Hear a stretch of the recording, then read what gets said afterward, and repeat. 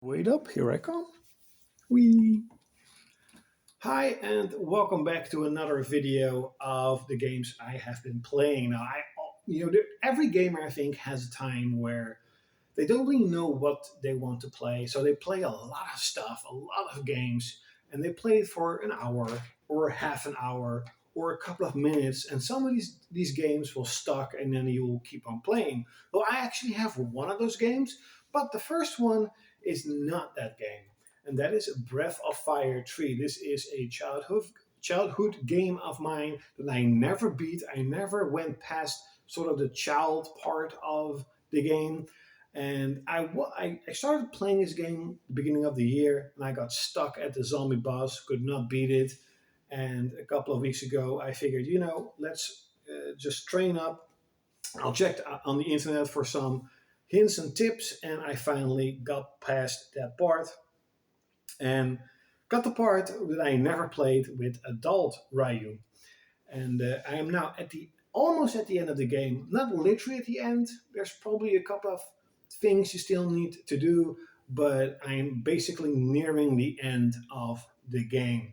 So that is really cool. I will probably beat the game this year. After all these years, I'm finally going to beat Breath of Fire 3. Now, a game that I actually bought a couple of months ago. It was basically at the first week where I spent 7 weeks at my dad because I sold my house. Then I had to wait out 7 weeks until I can get this house or apartment. There were some, not on YouTube, but I think on Facebook, who were saying, "You didn't buy a house, you bought an apartment." Okay, apartment, penthouse, if you want to call it. Actually, I call it penthouse, but it's just an apartment. But compared to where I was and where I am right now, it's basically a penthouse. But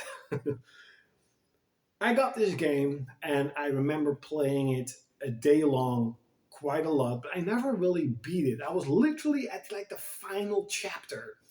So I was playing Breath of Fire 3, and I was kind of burned out on it. Like, oh man, I'm grinding at the moment, to level up, to get stronger. So I'm like, oh, I don't want to grind anymore.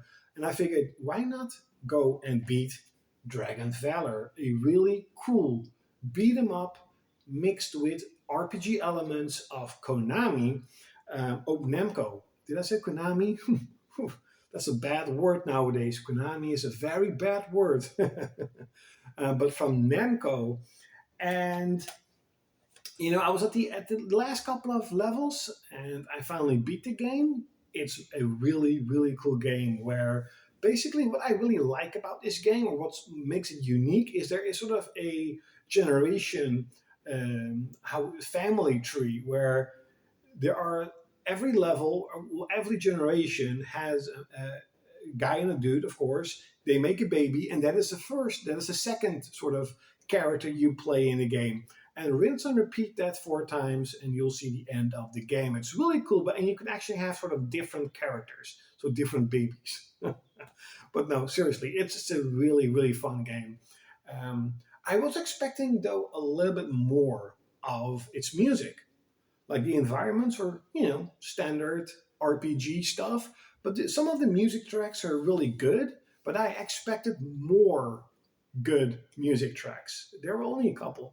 So that's the only sort of gripe I have with this game. But overall, and it's also pretty special because it's been a few years since I actually beat a PlayStation 1 game. So it's really cool. On the Nintendo GameCube, I've been buying quite a lot of GameCube games, but damn, these games are so expensive. I knew GameCube games were pretty expensive. I just want to have the exclusives that I want. That I'm like, I want to have these. I want to play these one day at least. I did play almost every game a little bit. Like I played a little bit of Metroid, a little bit of Star Fox, as I mentioned in the beginning of this video. And these are great games, and I will probably try and beat all of those one day. One day. But the game that I was really interested in, and I actually spent about 10 hours, is Fantasy Star Portable 1 and 2. And the mini disc is actually not in the case because it's in the GameCube, because I said I'm playing that game. I'm at the second dungeon, and as a kid, I never got a GameCube. I was a super big PlayStation 2 fanboy, really stupid, but it is what it is. But I do remember a friend of mine that was also every weekend. We went to my dad's place because my parents are divorced, and a friend of mine, he became a friend of mine. He brought his GameCube with him because my dad every weekend he had Dungeons and Dragons Club, and there were a lot of people there. It was one of the biggest in the country back then, and he brought his GameCube. So I played a lot of GameCube games. Super Smash Melee is great, Star Fox, whatever. All these games, I did play, but the game that I remember the most, fondly the most, and Super Smash Melee, because again, that's a great game, is Phantasy Star Online 1 and 2. And but I never really got past sort of the first boss. I think it's the dragon boss. I never got past those because I can only play it for like a little while, and also because I was such a big fanboy. It was like almost painful to admit that there would be a GameCube game that was actually really good. But as a kid, I was really, jealous that this game was on the GameCube, not knowing that Phantasy Star Universe was also on the PlayStation 2. But of course, I didn't have money, so I couldn't even get it. Even if I would know the game, I didn't have money, so I didn't. I got allowance, but not like a lot. So the times where I could get games is when I saved up a long time to get a game, or when on Christmas or once my birthday. That's basically a time where I got most of my games. And in the early days, especially the PlayStation 1 days and a couple of PS2 games, my dad bought a lot of games like Diablo, Breath of Fire, Devil May Cry, and all these incredible good games.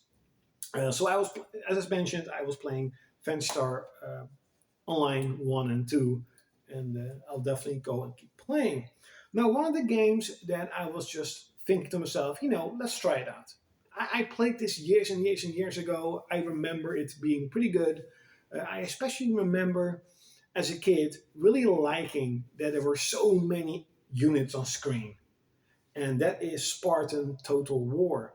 Now, I have played this 4 or 5 levels. I think I'm at the Barbarian chapter. I think that's chapter 3 or chapter 2. I'm not entirely sure, but I am basically at the point where you're fighting all these barbarians, and it's a pretty fun game. It's a really fun hack and slash game. Um, Hack and slash, beat 'em up, depends how you want to call it, because it does have levels. It's not like God of War where God of War is really like a hack and slash where you have just one storyline. It really feels there's levels. You have this level and that level, kind of like a beat 'em up. And I'm still impressed at how many units they can actually put on a PS2 screen. On the Xbox, I would be less, shocked or whatever, because the Xbox is, of course, much more stronger. But they really put out a ton of units, a lot of units on the PS2, and it actually still looks pretty good. It's not like it's like a PS1 game. It looks pretty good for PS2 standards. Um, so this is a game that I will definitely try and also beat. Now, the game that I have literally been playing um, after I beat Dragon Valor, I was just playing a bunch of games. It's also one of the newest games I bought, and I remember, or I know, a lot of people hate this game. I read about it, and a lot of people hate this game. But still, somehow, I love watching videos of PS2 hidden gems, PS3 hidden gems, etc. Just to try and see. Or there's one channel who has like 100 obscure PS1 games in 10 minutes. I love that channel. I've actually saw so many games that I want to buy, and they're probably really expensive.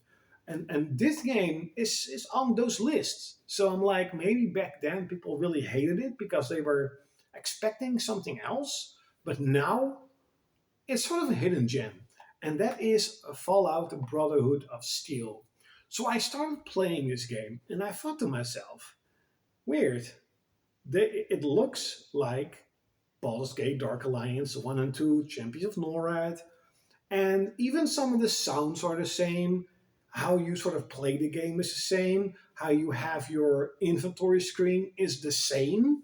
Some of the sounds are the same. Even some of the icons are the same because when you are in the inventory, you see the bottle caps, the currency they use in Fallout.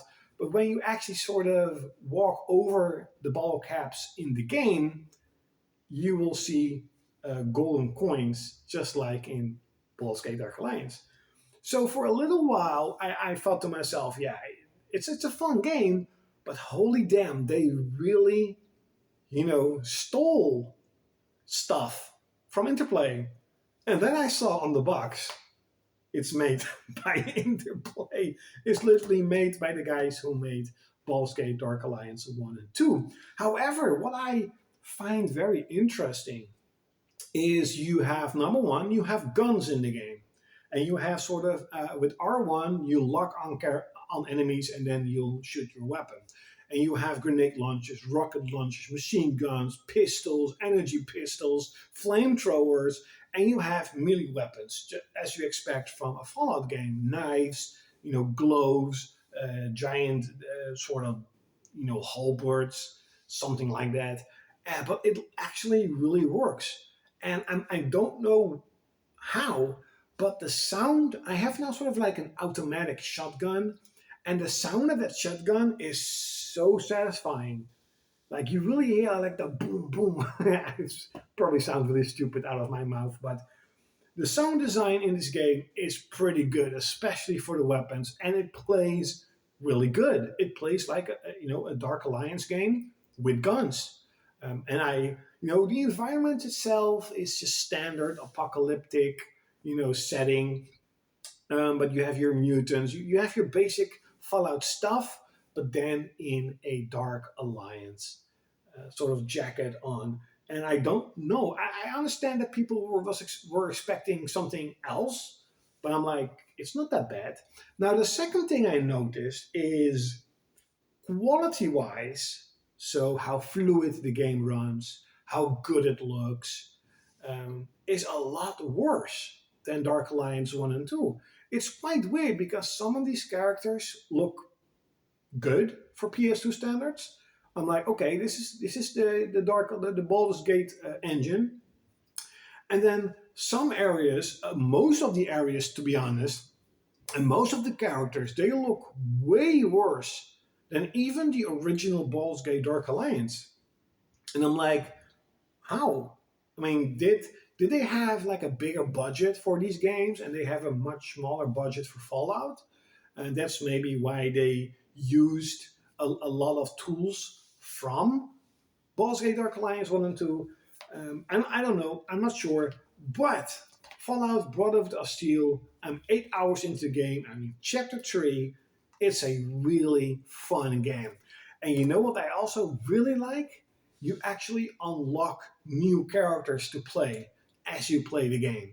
I've already unlocked 2 new characters. So as of right now, I have 5 playable characters. That is actually really cool. That is really cool, to be honest. So, I don't know why this game gets so much hate. It's to me, it's a hidden gem. It's the game that was like, oh, let's try it out for a minute or so, and then 8 hours later, I'm still playing it. I hope you enjoyed this video. Definitely leave it in the comments below. What are the games that you are playing? And like, share, comment, and subscribe. Like always, you're going to see me next time. It's actually quite funny why I say that at the end of the video, because most viewers don't watch till the end of the video. It doesn't matter though. See you next time. Whee!